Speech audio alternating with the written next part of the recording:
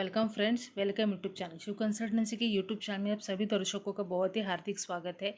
सबसे पहले तो हम आपको धन्यवाद देना चाहेंगे क्योंकि हमारा परिवार 10,000 सब्सक्राइबर का हो गया और आप लोगों के प्यार की वजह से ही हमें ये इनकरेजमेंट मिलता है कि हम नए नए वीडियोज़ आप तक लेके आए और आप लोगों का प्यार ऐसे ही मिलता रहे। आज ऐसा ही एक टॉपिक लेके आए हैं कि अगर किसी मेंबर की डेथ हो जाती है तो फिर उसके परिवार वाले को क्या प्रोसेस करनी चाहिए। बिकॉज सबसे पेनफुल पार्ट है कि किसी को खोना, अपनों को खोने के बाद कुछ भी अच्छा नहीं लगता, वो एक्सेप्ट करना ही बहुत मुश्किल है। लेकिन उनके जाने के बाद सब रुक नहीं जाता है, ज़िंदगी आगे तो चलती ही जाएगी। तो हमारी प्राइम रिस्पॉन्सिबिलिटी ये बनती है कि जो भी उन्होंने खड़ा किया है, जो भी एम्पायर उन्होंने खड़ा किया है, जो भी घर उन्होंने खड़ा किया है, उसको मेंटेन रखना ये पीछे जो रह गए उनकी जिम्मेदारी है। तो सबसे बड़ी रिस्पॉन्सिबिलिटी स्टार्ट होती है उनका डेथ सर्टिफिकेट लेने से, फिर बाकी के डॉक्यूमेंट से उसको जमा करना, उनके बैंक अकाउंट को सेटल करना, अगर उनके कोई डेप्थ है तो उसको क्लियर करवाना।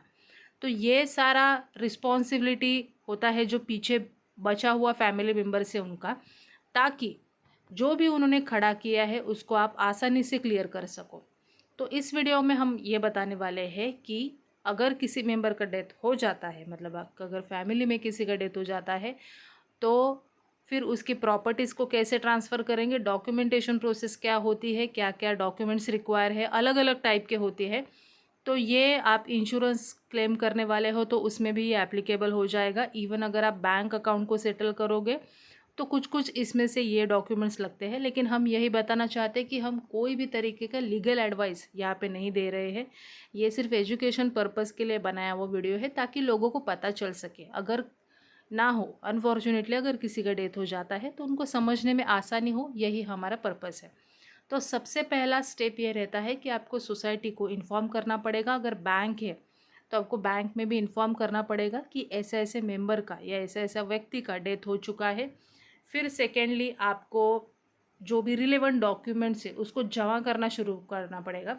उसमें सबसे पहला आता है कि आपको डेथ सर्टिफिकेट के लिए क्लेम करना है, और अगर उनका इंश्योरेंस है तो इंश्योरेंस की जो कॉपी रहती है, उसका जो सर्टिफिकेट है वो आपको निकाल के रखना है। फिर इसके अलावा वहाँ उनको कहाँ कहाँ पे बैंक अकाउंट से नॉमिनेशन फॉर्म, अगर उनका कोई विल मिलता है तो आपको ये सारे डॉक्यूमेंट्स उस व्यक्ति के चेक कर लेने हैं, ताकि उस डॉक्यूमेंट से आपको पता चले कि क्या क्या उन्होंने पीछे छोड़ा हुआ है और क्या क्या सेटल करना पड़ेगा। ये सब चेक करना बहुत ही ज़रूरी है ताकि आपको आगे जाने के लिए आसानी होगी। थर्ड स्टेप ये आता है, अगर विल बना हुआ है तो विल बनाने के बाद उसको प्रोबेट करना पड़ेगा।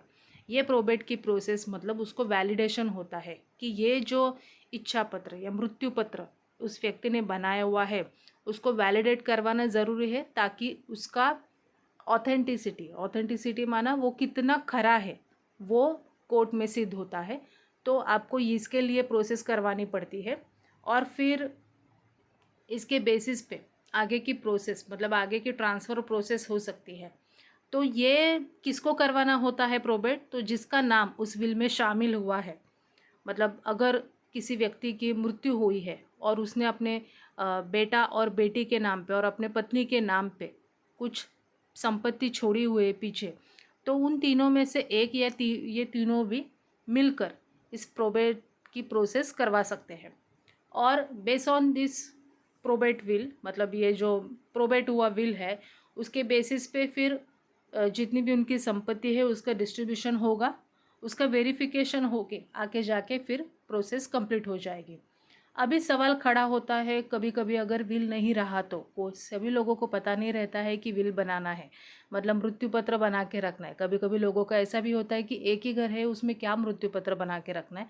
बट उस केस में आप नॉमिनेशन फॉर्म को फिलअप करवा के रख सकते हैं और सोसाइटी से उसको अप्रूव कॉपी आपको लेनी है, और वो वाली कॉपी आप आपके रिकॉर्ड में रखें, ताकि आपके बाद जो आपके बचे हुए पीछे के नॉमिनीज और लीगल हायर है उनको उसके बारे में जानकारी मिल सके। तो अगर नॉमिनेशन फॉर्म नहीं है, सपोज़ नहीं किसी ने फिल किया हुआ है, देन उस केस में आपको थोड़ी सी ज़्यादा प्रोसेस को कंप्लीट करना पड़ेगा।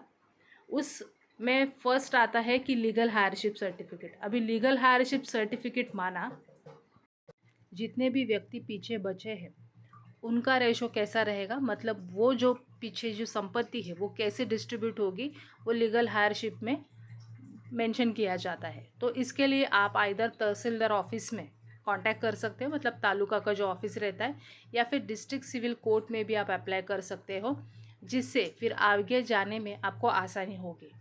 ये सर्टिफिकेट मिलने के बाद आपको इंडेमनिटी बॉन्ड, एफिडेविट और एप्लीकेशन फॉर्म और एक अंडरटेकिंग देना होता है, जिसके बेसिस पे आप ट्रांसफ़र के लिए अप्लाई कर सकते हो। अभी ये लीगल हायरशिप का सर्टिफिकेट के बारे में तो बताया। इनके ज़्यादा लीगल हायर्स है और उसमें से अगर कोई अपना राइट छोड़ना चाहता है, मतलब 4 बच्चे हैं, उसमें से एक चाहता है कि मुझे कुछ नहीं चाहिए अपने पिता के संपत्ति में से, और 3 बच्चों के नाम पे वो अपना जो अधिकार है वो छोड़ना चाहता है इक्वली, या अपना जो हिस्सा है वो अपनी माँ को देना चाहता है, तो उस केस में उसको रिलीज़ डेट बनाना पड़ेगा अपनी माँ के नाम पे कि मैं मेरे अधिकार मैं अपनी माँ को दे रहा हूँ। ऐसे करके उसको रिलीज़ डेट बनाना है और उसको रजिस्ट्रेशन करवाना है, ताकि सोसाइटी को या फिर जितनी भी उनकी प्रॉपर्टी है या बैंक अकाउंट है उसको सेटल करने में आगे आसानी हो जाती है। अभी इसमें और एक इम्पॉर्टेंट स्टेप ऐसा है कि अगर ये लीगल हायरशिप सर्टिफिकेट आपके प्रॉपर्टीज़ को ट्रांसफ़र करने के लिए सफिशेंट है, लेकिन जो मृत व्यक्ति है उसके अगर कई सारे बैंक अकाउंट्स हैं, मतलब बिजनेसमैन है, कई सारे बैंक अकाउंट है, बैंक बैलेंस है, इंश्योरेंस उनका अच्छा खासा है, तो उसको क्लेम करने के लिए बैंक की पॉलिसी जो मैंडेटरी पॉलिसीज़ है उसमें सक्सेशन सर्टिफिकेट बताया जाता है। सक्सेशन सर्टिफिकेट माना जो उत्तराधिकारी बचे हुए हैं पीछे, वो सर्टिफिकेट में कोर्ट उनको वैलिड करके देता है कि एग्जैक्टली कौन कौन से पीछे उत्तराधिकारी बचे हुए हैं और किसको ये संपत्ति जानी चाहिए। तो इसमें जितने भी लीगल हायर है उसका भी सारे नाम लिखे जाते हैं, और जो इंडियन एक्ट है उसके बेसिस पे किसको कितना रेशो जाएगा वो भी डाला हुआ रहता है। तो अगर कोई बिजनेसमैन है या कोई ऐसी व्यक्ति है, मृत व्यक्ति, जिन्होंने अच्छी खासी संपत्ति पीछे छोड़ी हो, तो बेटर है कि आप सक्सेशन सर्टिफिकेट के लिए अप्लाई करें। बट ये थोड़ा टाइम टेकिंग प्रोसेस है, आपको कोर्ट में अप्लाई करने के बाद वो वैलिडेशन के लिए और वेरिफिकेशन के लिए बहुत टाइम लगाता है, लेकिन ये मैंडेटरी डॉक्यूमेंट हो जाता है अगर आपको इसको सेटल करना है। तो इन शॉर्ट एग्जैक्टली क्या क्या डॉक्यूमेंट लगेंगे, अगर आपके पास विल है और नॉमिनेशन फॉर्म ऑलरेडी अवेलेबल है तो प्रोबेट की हुई will copy, application for membership जो भी लीगल हायर से एज पर बायलॉज नंबर 35 को देना पड़ेगा, अंडरटेकिंग एक देना पड़ेगा, इंडेमनिटी बॉन्ड आपको 500 रुपये के स्टैम्प पेपर पे देना पड़ेगा, इवन एफिडेविट भी देना पड़ेगा अगर एक से ज़्यादा क्लेमेंट है तो, और पब्लिक नोटिस एक देनी पड़ती है एज पर अपेंडिक्स नंबर 16, जिसमें एक 2 लोकल न्यूज़पेपर में, एक आपको इंग्लिश और मराठी या फिर हिंदी, आप इस न्यूज़पेपर में ऐड दे सकते हो कि किसी का अगर कोई ऑब्जेक्शन रहेगा तो 15 दिन में आके वो सोसाइटी को इन्फॉर्म कर सकते हैं उनका ऑब्जेक्शन है तो। अगर किसी का ऑब्जेक्शन 15 दिन में नहीं आता है तो फिर उस केस में सोसाइटी आगे जाने के लिए ग्रीन सिग्नल दे देती है। तो ये एक प्रोसेस है, मैंडेटरी प्रोसेस है एज़ पर बायलॉज, तो ये भी करनी पड़ती है। और अगर ये कंप्लीट हो जाता है फिर उसके बाद आपको ओरिजिनल शेयर सर्टिफिकेट और मेंबरशिप के 100 रुपीज़ आपको देने हैं।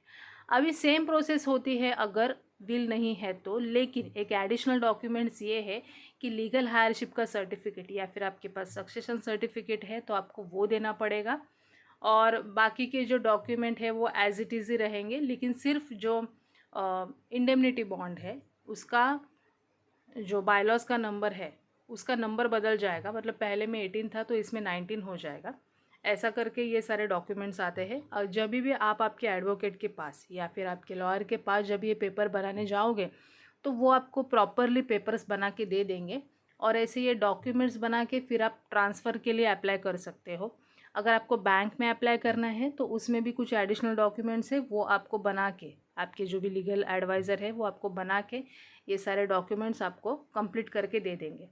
अभी इस केस में अगर जैसा मैंने कहा था कि कोई लीगल हायर, मतलब कोई एक व्यक्ति है जो बचा हुआ है पीछे फैमिली में से, वो चाहता है कि मुझे ये सब नहीं चाहिए, तो वो रिलीज़ डेट बना के अपने अधिकार को दूसरे को सपुर्द कर सकता है कि वो अपना अधिकार किसको देना चाहता है। तो ऐसा करके वो रिलीज डेट भी बना सकता है। लेकिन इसके साथ साथ ही अगर किसी लीगल हायर को कोई ऑब्जेक्शन है, मतलब विल में डाला हुआ जो है वो सहमत नहीं है उससे, या फिर जो भी रेशो कोर्ट ने डिसाइड किया वो उससे सहमत नहीं है, तो उसको चैलेंज कर सकता है, उसके ऊपर वो ऑब्जेक्शन भी ले सकता है। ये छूट भी उसको दी हुई है। लेकिन और एक ध्यान में रखिएगा, जब भी व्यक्ति की मृत्यु होती है तो 6 महीने के अंदर ये प्रोसेस आपको स्टार्ट करनी है, क्योंकि हर एक डॉक्यूमेंट बनाने के लिए अपना अपना टाइम लगता है। लेकिन आपको जो क्लेम करना है या फिर आपको जो सबमिट करना है वो 6 महीने के पहले ही आपको प्रोसेस स्टार्ट कर देनी होगी। कितना भी पेनफुल रहेगा, लेकिन ये पार्ट आपको कंप्लीट करना पड़ेगा, अदरवाइज़ उसका कुछ मीनिंग नहीं रहता और उस पर डाउट होने के चांसेस ज़्यादा होते हैं। अभी यहाँ पे जो डॉक्यूमेंट बताए गए हैं ये केस टू केस थोड़े से डिफ़र करते हैं, मतलब सबके लिए शायद सेम एप्लीकेबल हो भी, सबके लिए शायद सेम एप्लीकेबल ना भी हो, क्योंकि ये केस टू केस किसका कैसा हिस्ट्री है, कैसा डिस्प्यूट है, उसके बेसिस पे ये सारे डॉक्यूमेंट्स बनते हैं। तो जब भी आप आपके एडवोकेट को देते हो या आपके लॉयर को या आपके लीगल एडवाइज़र को जब भी आप जाते हो वहाँ पे कंसल्टेशन लेने के लिए, तो वो आपको एग्जैक्टली क्या क्या पेपर लगेंगे वो बता देंगे। लेकिन जो भी लगने वाले हैं वो इसी में से लगने वाले हैं, हमने सिर्फ आपको मैसेज कन्वे करने का काम किया है। तो अगर इस वीडियो से रिलेटेड आपको कुछ भी क्वेश्चंस है तो आप हमें कमेंट बॉक्स में डाल के पूछ सकते हैं, लेकिन प्लीज़ लीगल एडवाइस के लिए यहाँ पे कोई भी मैसेज ना करें, क्योंकि ये लीगल एडवाइस नहीं है। लीगल एडवाइस के लिए आपको सेपरेटली मिलना पड़ेगा। तो इस वीडियो से रिलेटेड अगर आपको कुछ भी दूसरे क्वेश्चन से कुछ समझ में नहीं आया, कुछ एडिशनल होना चाहिए था ऐसा आपको लगता है, तो वो भी आप कमेंट बॉक्स में डाल के हमें बता सकते हैं। एक छोटी सी रिक्वेस्ट, पहली बार अगर हमारे चैनल पे आए होंगे तो हमारे चैनल को सब्सक्राइब करना ना भूलें और बेल आइकॉन को भी प्रेस करना ना भूलें, ताकि नए जितने भी वीडियोज़ आने वाले हैं उसके सबके नोटिफिकेशंस आप तक पहुंच जाएंगे। So thank you for watching this video.